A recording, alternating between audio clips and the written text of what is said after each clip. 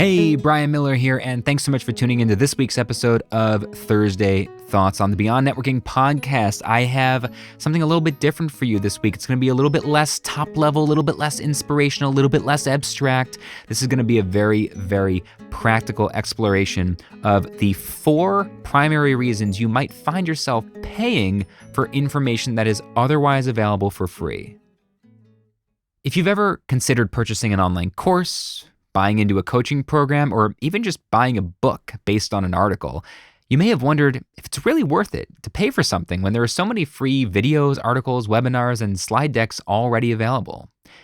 Where once you had to attend a fancy, expensive school in order to get access to privileged information, that same information is available for free now to anyone with the ability to watch or listen to this episode. You can absolutely learn how to perform brain surgery or build a rocket ship for free on the internet. Isn't that wild? Now, that doesn't mean you'll be legally allowed to do either of those things, but that's a different point. Do you want to start a podcast but don't know anything about audio editing or microphones? There are hundreds of YouTube channels and blogs that will teach you everything you may need to know without spending 2 years and $50,000 getting a degree in audio engineering or communication skills. Do you want to start a bakery but you don't know how to bake? Or run a business? Well, you can learn without getting an MBA or attending culinary school. It's all free online. So the question becomes, when, if ever, is it still worth it to pay for information? And in this episode, I'm going to break down the 4 primary reasons why you might consider paying for information that is otherwise available for free. Reason number 1, safety. All right, let's get the obvious one out of the way. If the information you seek is about an activity or an endeavor that is potentially dangerous to you or others, you should probably pay for it. Like, I've learned how to do a lot of household repairs since becoming a homeowner simply by watching YouTube videos. But when it comes to electrical work, I still hire an electrician. I know I could learn how to do what they're doing by reading articles, studying diagrams, and watching tutorial videos, but for me, electrical work, the risk is just too high. Right? If you want to be a brain surgeon, you should probably go to medical school. The risk of doing brain surgery without extensive and proper training is obviously too high to learn it on your own, even if the information is available for free. So for example, one of my goals in 2021 is to learn infant CPR since I have a child now. And obviously I could read the articles and watch the free videos, but I'm going to pay for a class to have an expert teach and certify me. It is worth the price of admission for safety. Reason number 2, confidence. When you learn something on your own, you tend to second guess whether you really got it right. When you pay for a course, a book, or coaching from an expert, it means you're much more likely to be certain that you've truly understood the information, both in the acquisition of knowledge and in the implementation. Like, have you ever tried to do your own taxes? You can read as many articles, watch as many free videos as you want, but you're never really sure you're doing it right. And if you did it wrong, you wouldn't know how to know that, right? Pay an accountant to do it right the first time, or to at least double check your work. A good accountant is always worth the price. And again, all that information is available for free in blogs, often from the very same accountant you'll end up hiring. But having the knowledge is very different from being confident that you've applied it properly. Reason number 3, speed. I mean, this is a really common reason you might pay for information that's otherwise free to learn and implement. You need to get it done quickly.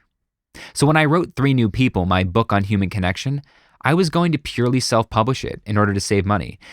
But as I began reading blogs and watching tutorials about the publishing process, from how to organize a creative nonfiction book to securing ISBN to interior design, building additional resources that would convert readers into email subscribers, I realized it would have taken me years to learn it all and feel confident that I had implemented it properly.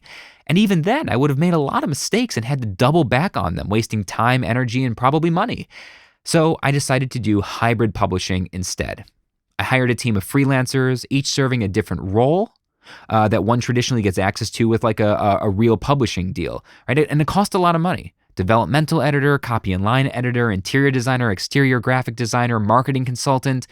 But the result is I got the book published and into the world within 9 months of having finished writing it, instead of, 2 to 3 years.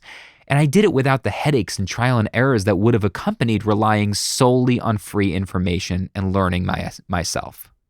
And the 4th is curation. And this is the big one as far as I'm concerned, and it was actually the inspiration for this entire article. So I have a new product that launched earlier this week. It's called Podcasting for Professionals. It's a massive, comprehensive, self-guided course on learning both the technical and the artistic aspects of podcasting. It took 8 months to film and edit. It's got 12 hours of instruction across nearly 60 videos and over 10 PDF resources.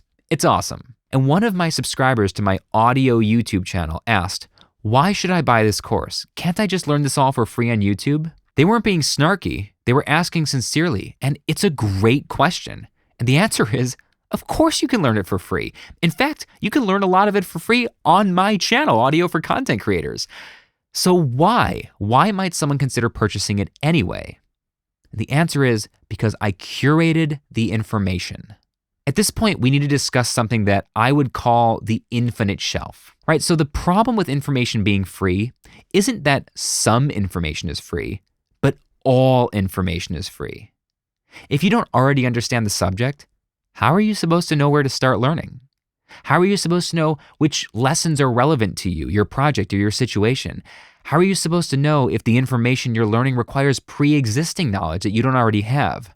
See, that's what a great online course, coaching program, or mastermind does. For example, in Podcasting for Professionals, I've pulled from thousands and thousands of hours of potential instruction you might find in a Google search or a YouTube search, and I've meticulously organized only the information that's worth knowing at this stage of your journey, and I put it in precisely the right order you need to learn it in.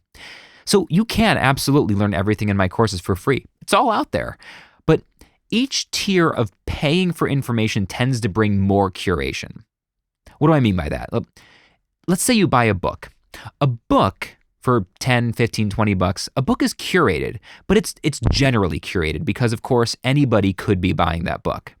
If you go one step up in price and buy an online course, it's more curated than a book, right? Because search analytics help course creators market that course to the right kind of person at the right stage of their journey. Hopefully, you've encountered that course and you're the right kind of person at the right stage when you get there. So it's more curated than a book, more expensive, but more curated. If you buy into a group coaching program or a mastermind, it's even more curated because the instructor is working with the group personally. And of course, one step further, if you enroll in one-on-one coaching, it's the most curated the information can possibly be because it's for you and you alone. And so here's how I see the difference. Free information is about attaining knowledge, while paying for information is about developing wisdom. And don't get me wrong, I leverage free information all the time, most of the time, in fact. I'm sure you do too, right? I'm constantly Googling for how to do something. I get the answer, I implement immediately, and I just move on with my life. But once in a while, information is worth paying for. I've paid for $10 books, $100 consultations, $500 courses, and even $5,000 coaching programs. And yeah, there are scams out there, which is a different topic, which actually I discussed recently. You'll find that in the show notes or here on YouTube. But when the instructor is vetted, I've always found paying for information is worth the price. Sometimes to avoid hurting myself or others, sometimes for the confidence that I did in fact understand the information and not just merely attain it. Sometimes when speed was of the essence, and most commonly when I needed the information to be tailored specifically for me, my strengths, and my project. And now I want to hear from you. Leave me a message in the comments or send me a message on social media about a time you paid for information that might have otherwise been available for free and found it totally worth it, whether it was for a book, a contractor, a course, a coaching process, or a mastermind. I want to hear from you. What worked? And let me know, which of those 4 reasons do you most commonly find yourself choosing to put down your cash, your credit card for something that might otherwise be for free? For safety, for confidence, for curation, or for speed? Anyway, that's it for this episode of Thursday Thoughts. Thanks so much for sticking with me. If you enjoyed this, hit the like button. If you're on YouTube, if you're listening to the podcast, send this episode to someone in your life that might also find it useful. Share, tag me across the socials at @BMillerMagic anywhere, or use hashtag Beyond Networking so I can find you and thank you and connect with you. All that being said, my name is Brian Miller. Thanks so much for sticking with me, and always remember, our world is a shared experience. Every interaction is meaningful, and every person you meet, even virtually, is important. and we'll see you soon.